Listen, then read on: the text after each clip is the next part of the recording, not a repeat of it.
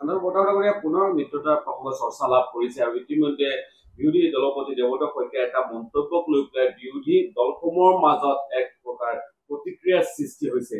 আপুনি কি ভাবে দেৱব্ৰত শইকীয়াৰ মন্তব্য আৰু মিত্ৰতা এই দুটা প্ৰসংগ?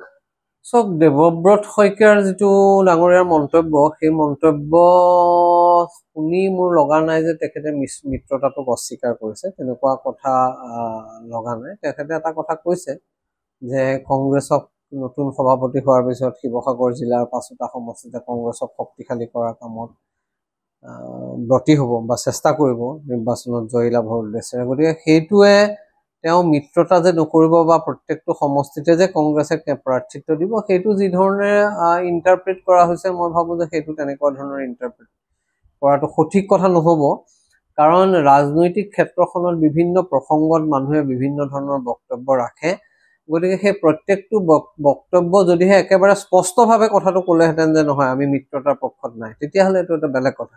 সেইটো নোহোৱা অৱস্থাত আমি তাক কেনেকুৱা ধৰণে ইণ্টাৰপ্ৰেট কৰিবলৈ যাওঁ, এতিয়া মই ভাবোঁ যে সেইটো বৰ সঠিক কথা নহ'ব। বিশেষতঃ আমি এটা কথা মনত ৰাখিব যে যোৱা আজি কেইদিনমান পূৰ্বে ৬ তাৰিখে আপোনালোক সকলোৱে দেখিছে যে ITA প্ৰেক্ষাগৃহত কিদৰে আপোনাৰ এখন নাগৰিক সন্মিলনৰ অধিৱেশনত উপস্থিত থাকি প্ৰায় প্ৰতিজন নেতাই খুবেই স্পষ্টভাৱে এটা মানে অকলশৰে আগবাঢ়ি নোযোৱাৰ কথা চবেই কৈছে, যে কেইটামান দলে স্পষ্টভাৱে কৈছে যে আমি এই মিত্ৰতাৰ পক্ষত, আৰু আনকি কংগ্ৰেছৰ সভাপতি গৌৰৱ গগৈ ডাঙৰীয়াইও এটা কথা কিন্তু কৈছে যে আমি অকলে এই নিৰ্বাচন নেখেলো। গতিকে তাৰপিছত মই ভাবোঁ যে আমি সময় দিয়া উচিত, আৰু বিভিন্ন দল সংগঠনবিলাকৰ মাজত বিভিন্ন সময়ত সন্দেহ, আপোনাৰ বিশ্বাসৰ সংকট এইবিলাক আছে। গতিকে তেওঁলোকৰ নিজৰ নিজৰ দলীয় স্থিতিৰ কথা আছে। এনেকুৱা পৰিপ্ৰেক্ষিতত মই ভাবোঁ যে এটা বিৰোধী ঐক্য এটা গঢ়ি তুলিবৰ কাৰণে কিছু সময় দিয়াটো সকলো দলকে ভাল। আৰু মই সেইকাৰণে ভাবোঁ যে আমি দেৱব্ৰত শইকীয়াৰ মন্তব্যকো সেইকাৰণে এটা নিগেটিভ মন্তব্য হিচাপে, নয়াৰ্থক মন্তব্য হিচাপে লোৱাটো উচিত নহ'ব। আৰু যিহেতুকে অসমৰ ৰাইজে আজি বিচাৰিছে, এইটো এটা ৰাইজৰ দাবী যে বিৰোধী সকলো শক্তি ঐক্যবদ্ধ হ'ব লাগে। গতিকে সেই দাবীৰ প্ৰতি মই ভাবোঁ যে সকলো ৰাজনৈতিক দলে সঁহাৰি জনাব। আৰু বিশেষকৈ সেইদিনা অনুষ্ঠানত উপস্থিত থকাৰ পিছত দেৱব্ৰত শইকীয়াই যিটো পোষ্ট দিছিলে আপোনাৰ সামাজিক মাধ্যমত, সেই পোষ্টটো আপোনালোকে যদি পঢ়ে তেতিয়াহ'লে দেখা যাব যে তেখেতে খুব স্পষ্টভাৱে কৈছিলে নাগৰিক সন্মিলনৰ যি মিটিঙৰ সভাৰ যি আহ্বান, সেই আহ্বানৰ প্ৰতি তেখেতে খুবেই সদৰ্থক এটা প্ৰতিক্ৰিয়া প্ৰকাশ কৰিছিল। গতিকে সেইকাৰণে মই ভাবোঁ যে আমি এতিয়াও আশাবাদী যে বিৰোধী ঐক্য গঢ় লৈ উঠিব।